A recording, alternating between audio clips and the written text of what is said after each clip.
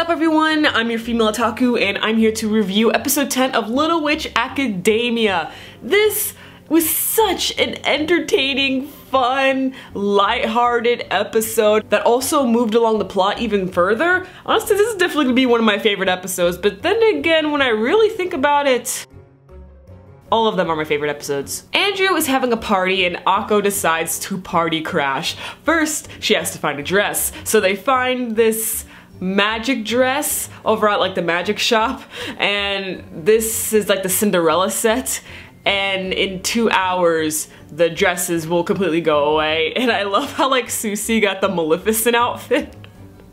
That was great.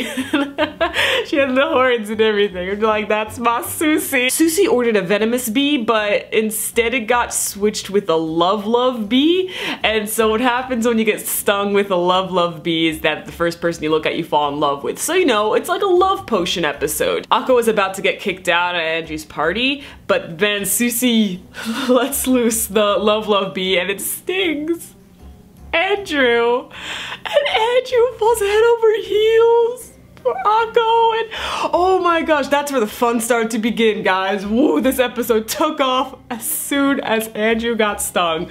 Oh man, if you follow me on Twitter, you know I was spamming Twitter like crazy that episode. Whoa, okay. Andrew, is this how he would act like if he was actually in love with someone? Cause dude's got moves. He's got moves. Oh my gosh, he just like made up his own poem on the spot right there to profess his love to Akko, and he kissed her hand. He did the wall slam, like, oh, this boy's got moves. Oh wow, that was something. Then, you know, Akko, she wasn't interested in stuff. She was like, you know, pushing him off her, and she runs away and doesn't know what to do, and Susie says, oh, if you like, you know, whack the bee and kill it, then it should break the spell. But then the bee starts stinging more people, and Latte has her own harem. Oh, I was so happy for Latte. I was like, yes, girl, you go get your harem. This was such a great episode. I can't even. I had so much fun. It was just really enjoyable. But like I said earlier, it also moved along the plot. So why don't I get to that? Andrew, he doesn't talk back to his father. And I understand why. He does respect him.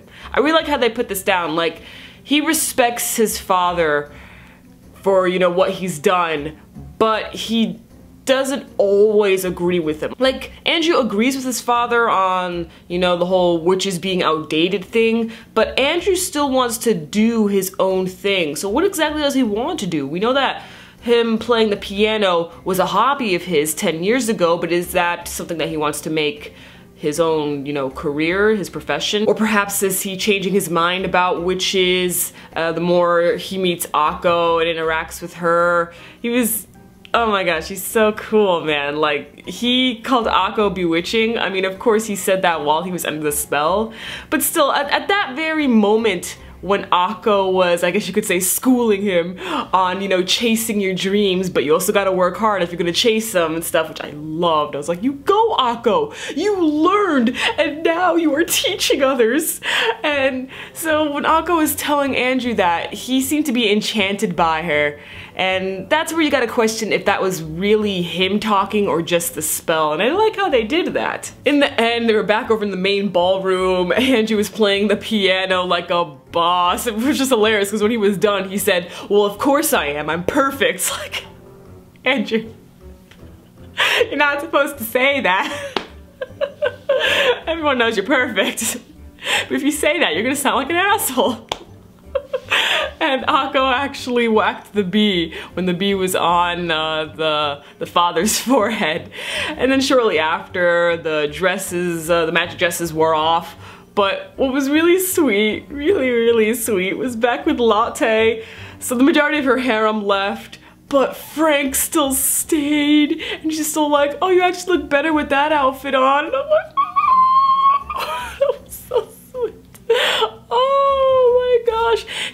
He actually sees her as a genuine person, and he asked her out right away. And Latte Latte's response was also so sweet. She said that she's not going to go out with him yet because she thinks it's rude to go out with him when she hasn't developed feelings for him. So she wants them to start out as friends. And I'm just like, that is a great answer. You like never see that at all. But that's such a realistic answer. It makes sense.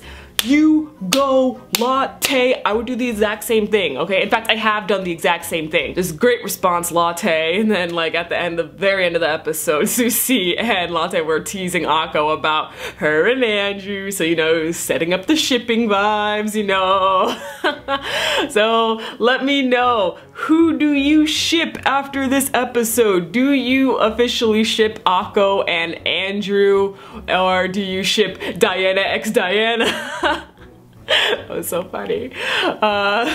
Susie x Mushrooms, Latte x Harem, Latte x Frank. Let me know your Little Witch Academia ships, and catch him later as I live react to Nanatsu no Taizai. I'm your female otaku. Sign.